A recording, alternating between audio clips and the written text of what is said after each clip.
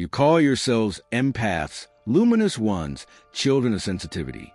You boast of your openness, your heart that receives all sorrow, all tremors, all secret wounds. You parade this as gift, as holiness. But I tell you, beware, for a gift that devours its giver is no gift at all. It is poison sweetened with sugar. What is your light really? Is it fire, sovereign, blazing, devouring what dares to come too close? Or is it merely the glow of a lantern left unattended, hung in the dark forest, where every moth, every parasite, every starving shadow comes to feed? Look at yourselves honestly. You think you shine. Yet how often have you felt a trembling fatigue after helping, after listening, after holding space? How often have you collapsed in secret, drained by the endless confessions of others? And you dare to call this sacred? I call it servitude masked as virtue. Empathy, when corrupted, becomes the lowest form of slavery. You feed others not from abundance, but from hunger. Hunger to be needed, to be loved, to be recognized. And the hungry, those clever thieves of the soul, sense it. They arrive with stories of despair, with charms and pleas, and you open your gates wide. You think yourself merciful, but you are merely meat for wolves. Yes, wolves. You call them wounded, you call them misunderstood. But beneath their helpless eyes lurks appetite. They did not come to kill you quickly. No, that would be mercy. They come to feed, slowly, endlessly, until you forget that the light you give was ever yours. This is not love. It is consumption. This is not holiness. It is vampirism, the psyche. And here is the cruelest truth. You allowed it. You held the door open. You mistook your compulsion to be useful for love. You mistook your fear of rejection for compassion. You mistook exhaustion for nobility. I tell you, this is not love. This is weakness baptizing itself as virtue. Ask yourselves, would the strong burn their essence so others might survive? No, the strong radiate. They blaze, they command. Their fire invites but does not beg. Their warmth nourishes but is never stolen. Only the one who has forgotten the will to power becomes prey in the name of kindness. Do not deceive yourselves further. If you continue to feed every beggar with the marrow of your soul, you will wake as hollow shells, bitter and resentful, shadows of the very light you once carried. You will become ghosts in your own temples. And worse, you will call this ghosthood goodness. Therefore I say to you, choose. Either your light becomes fire, sovereign, dangerous, commanding, or it remains prey, forever gnawed by shadows. There is no middle path. Empathy without strength is servitude. Sensitivity without sovereignty is decay. Will you continue as lanterns for leeches, or will you become suns that burn the parasite away? The hour demands your decision. For each moment you shine without guarding, your will is diminished. Each time you say yes when your soul cries no, you sell another piece of your sovereignty for the counterfeit coin of approval. And when the last coin is spent, when your will to power is starved, you will beg for scraps from those who once fed upon you. This is my warning, my hammer upon your ears. If you do not seize your light as weapon, you shall live as pasture for the starving. And your compassion, that delicate flower you prize so highly, shall be trampled beneath the hooves of those who saw in you not a healer, but a feast. You call your empathy a virtue, a halo, a sacred sign. But look deeper. Does it not taste of fear? Does it not reek of childhood? When you bent yourself into silence to avoid the wrath of the father, when you carried the sorrow of the mother like a secret stone, you did not choose empathy. Empathy chose you as a cage. As children, you became watchmen of moods. You learned to read the slightest tremor of voice, the hidden storm behind a smile. You became prophets of chaos, predicting tempests before they struck. Was this wisdom? No, it was survival. And now, grown, you wear the survival skill as a crown, though it still shackles you like iron. What you call gift is in truth the scar of a child who had become antenna, radar, mirror, ghost. Your virtue is your wound worshipped, and still you insist, I am holy because I feel so much. I spit upon such holiness. It is not godliness. It is cowardice disguised as care. Look at the morality you cling to. You praise yourselves for enduring, for absorbing, for never refusing. I bear all, you cry. But I say, bearing all is not strength, it is slavery. It is a morality of the weak, invented to flatter their chains. Slave virtue, the kind that says, it is good to be drained, noble to be consumed, holy to be voiceless. Beware, this morality does not elevate you. It domesticates you. It trains you like cattle to give milk, and then call the milking divine. And you, trembling souls, nod and smile as you are emptied. Who taught you such madness? The sick who fed on you. The manipulators who praise your kindness as they gorge themselves. The cowards who, unable to shine, told you that dimming yourself for them was saintly. Understand me well. There is no sanctity in depletion. There is no divinity in exhaustion. What you call being good is often only being useful, and usefulness is the cheapest currency in the world. You traded your will to power for a counterfeit halo. Slave virtue is obedience masquerading as love. It bows, it endures, it forgives endlessly. But love without power is weakness, and forgiveness without boundary is self-erasure. When you forgive those who drain you, when you love those who use you, you do not rise above them. You sink beneath them. You become their sustenance, their fuel, their fodder. But you protest. You say, but I am compassionate. I cannot harden. I must keep my heart open. I answer, open hearts without walls are slaughterhouses. Every thief, every beggar, every vampire will find their way in. And you, too cowardly to say no, will mistake your own dismemberment for service. Hear me. Slave virtue is the greatest enemy of your becoming. It is the mask that hides your fear of abandonment. You fear to be left alone. So you keep giving, keep bleeding, keep serving. And when praised, you call it goodness. But praise is not proof of truth. It is the bribe paid to keep you obedient. What then is true virtue? True virtue is born not of fear, but of power. It is not the trembling yes to every demand, but the thunderous no that protects the sanctum of the soul. True virtue does not bow to parasites. It incinerates them in its fire. It is not the sacrifice of the self or others, but the overflowing of the self that creates more than it consumes. Until you cast off this slave virtue, you will never know freedom. You will be chained to the endless cycle. Praise for your giving, drained by your giving, emptied by your giving, until only resentment remains. And resentment, mark my words, is the final form of the empath who refuses to awaken. The lamb who let itself be consumed will one day grow fangs, not of strength, but of bitterness. And then you will curse the world, curse others, curse yourself, all because you called your slavery love. I tell you, virtue that feeds on fear must be destroyed. Better to shatter such a virtue with a hammer than to live chained by its false radiance. Do not be deceived. The world does not need more sacrificial lambs. It needs fire, and fire does not apologize for burning. You speak of love, of kindness, of giving without end. Yet beneath your honeyed words, I hear the rattling of chains. What you call compassion is often nothing but bargaining. You do not give freely. You give so that you will not be abandoned. You do not shine because you are radiant. You shine because you are terrified of darkness. This is not the will to power. This is the will to be needed.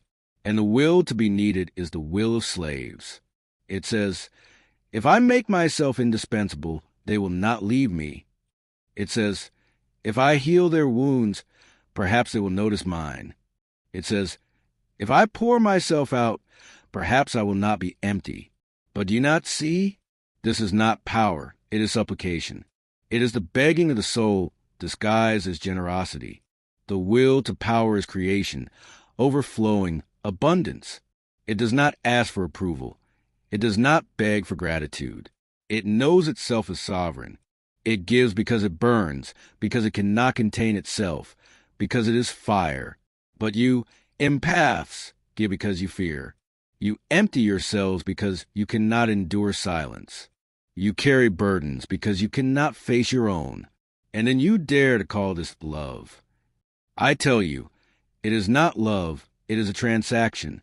You say, I will hold your pain if you let me feel necessary.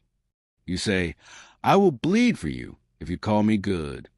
You say, I will sacrifice myself if you promise not to abandon me.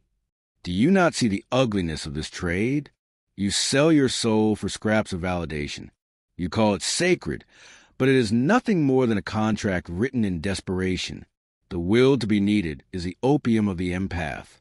It keeps you docile, forever offering, forever serving, forever depleting. It whispers that exhaustion is noble, that martyrdom is holy, that sacrifice will one day be rewarded. But who rewards you?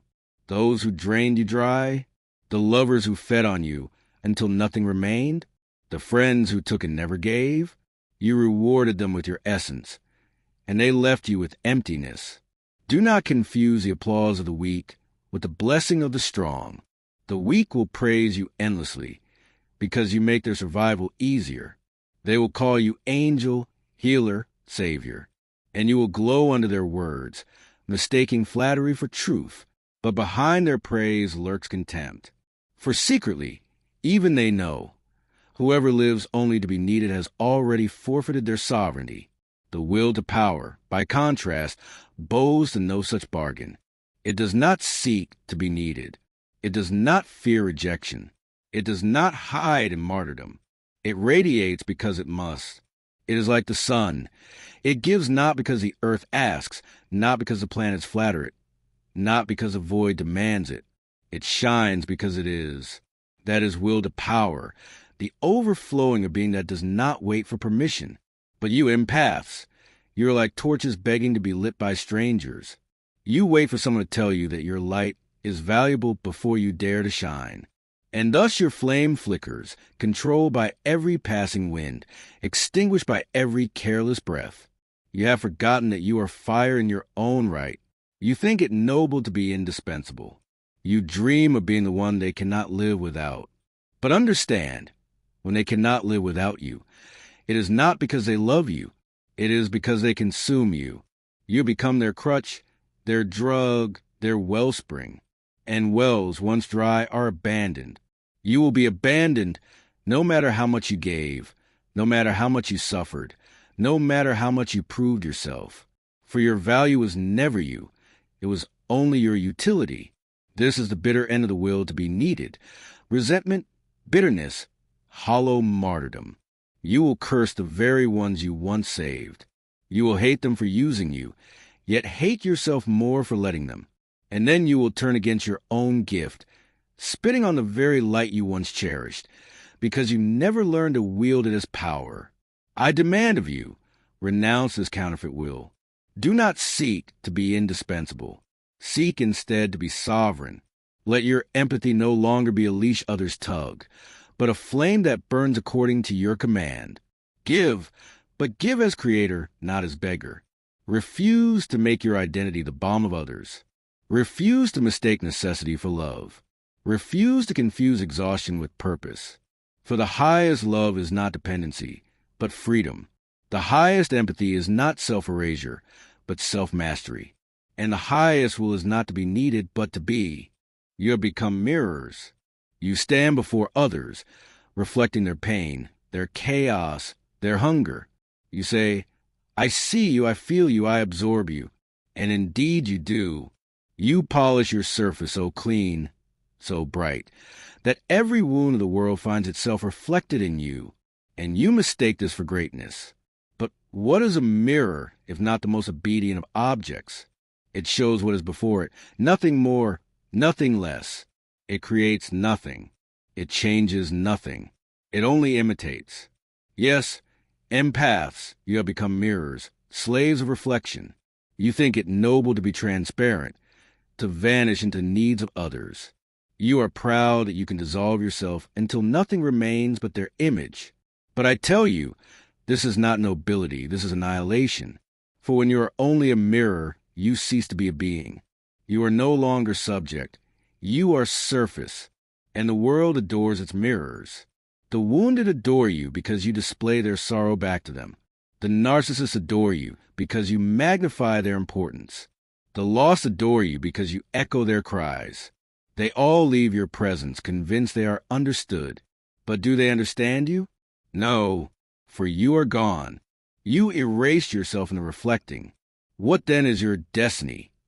To be polished to death, a gleaming surface in which everyone sees themselves but never you.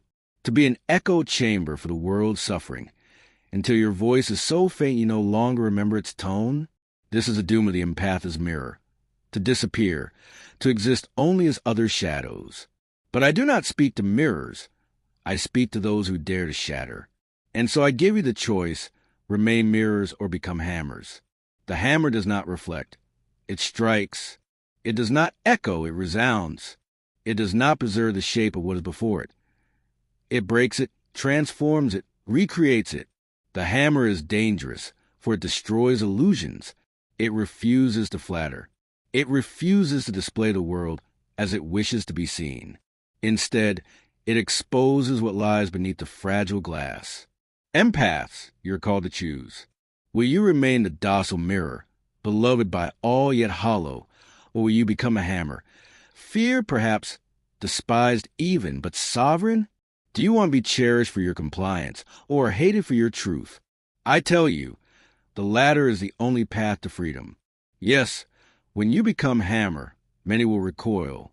They will say, "You are cruel. You no longer understand me. You are selfish." Let them whine. These are the cries of parasites losing their feast. They loved you only as long as you were a mirror reflecting their importance, their suffering, their drama. But when you become hammer, you break their illusions. You refuse their theater. You smash their dependence. And so they flee. Let them, for what departs was never love, only consumption disguised as closeness. Do not fear their departure. Fear instead the fate of the eternal mirror. Smooth, polished, pleasing, but lifeless. The mirror never knows itself, only others. The hammer, by striking, discovers its own strength. The mirror waits to be used. The hammer creates destiny. But hear me clearly. Becoming hammer does not mean cruelty. It does not mean sadism. It means forceful authenticity. It means to speak the no that protects your soul, to strike down the lies that weaken you, to shatter the cages built from others' needs. It means to refuse to reflect endlessly and dare instead to shape. For empathy without creation is emptiness. Compassion without boundaries is decay. Reflection without strike is servitude. You must stop being passive glass. You must become active fire and steel.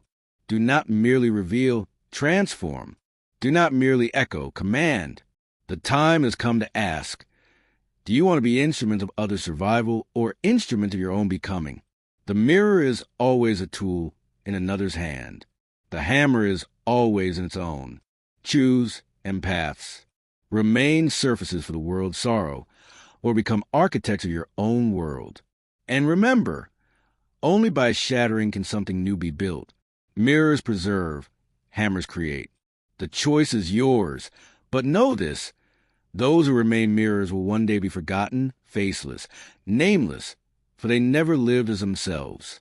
But those who become hammers, though reviled, though feared, will leave their mark upon stone, upon time, upon eternity.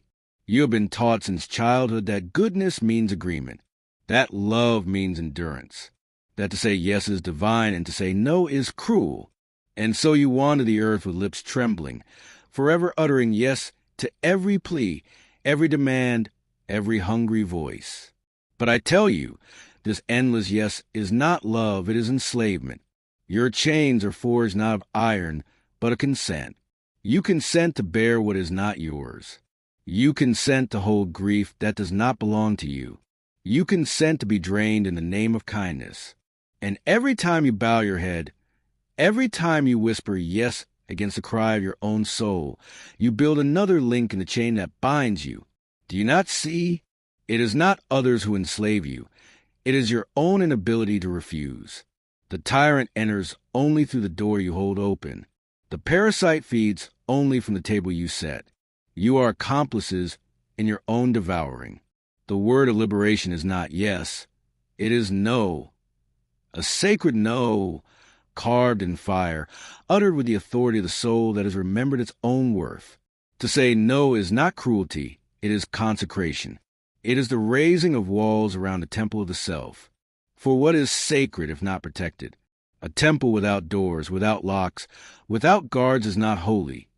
It is rubble waiting to be looted, and yet you fear refusal.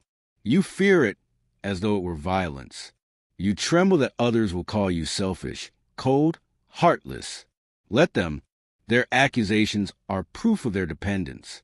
Their rage is a tantrum of the hungry who find their feast ended. Do not mistake their cries for truth.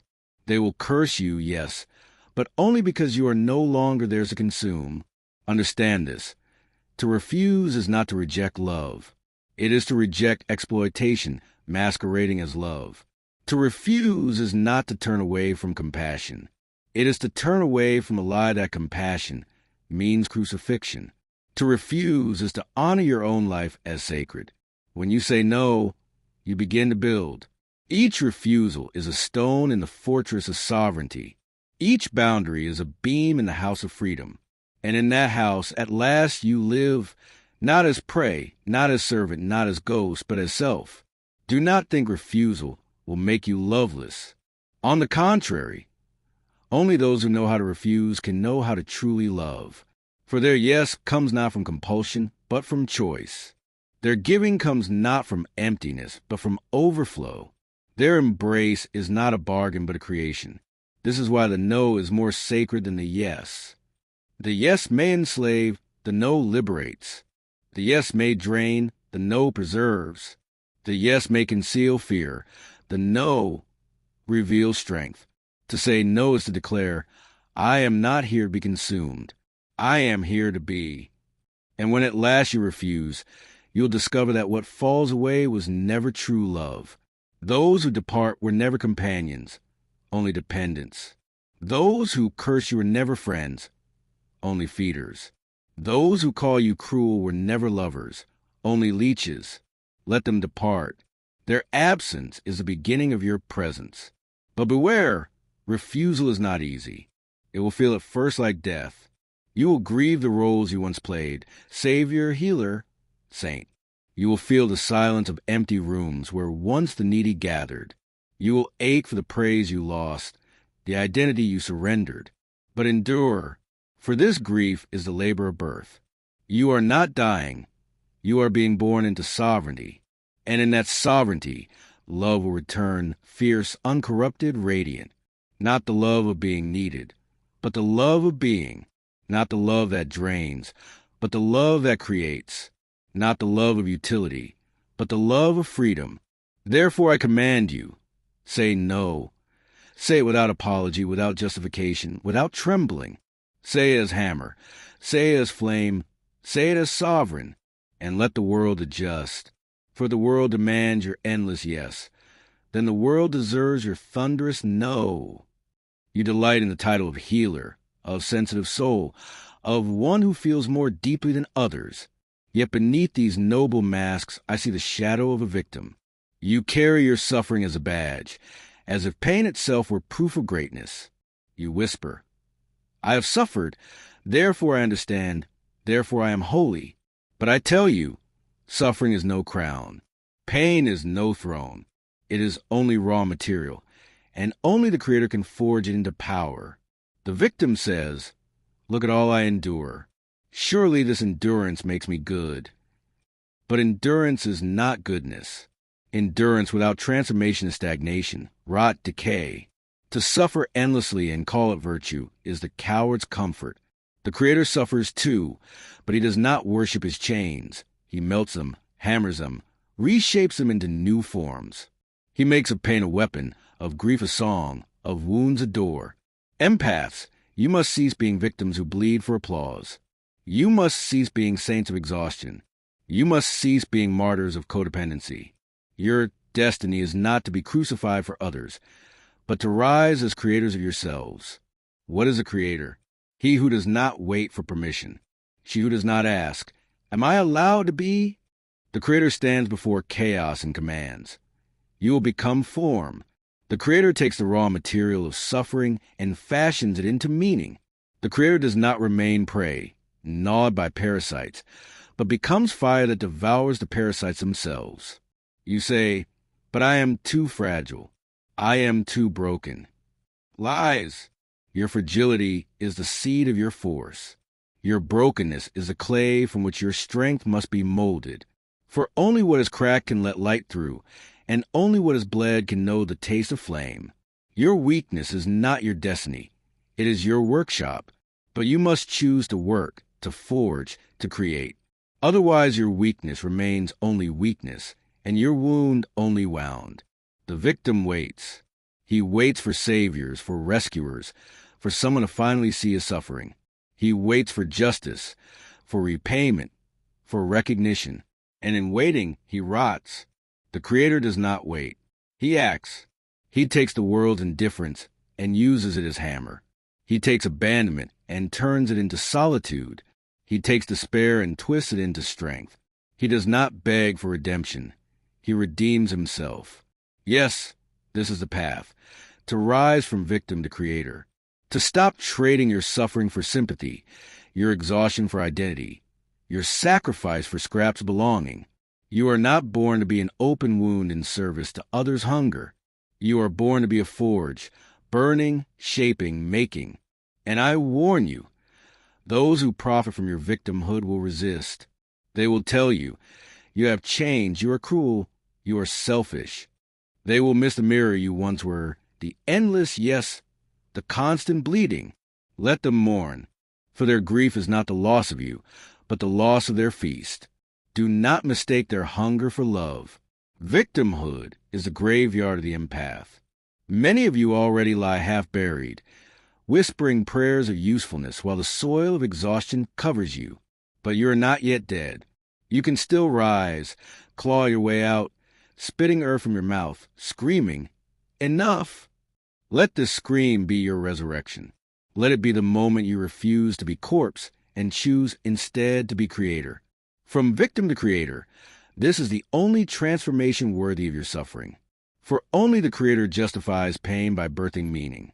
Only the Creator redeems the wound by turning it into wisdom.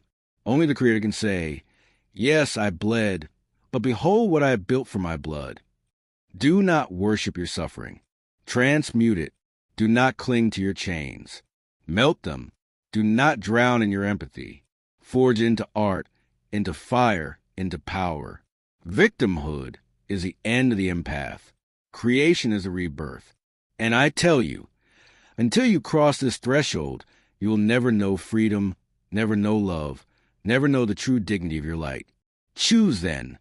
Remain victim, adored for your bleeding, or become creator, feared and revered for your fire. One path leads to slow decay, the other to eternal becoming. Decide, for hesitation itself is the victim's poison.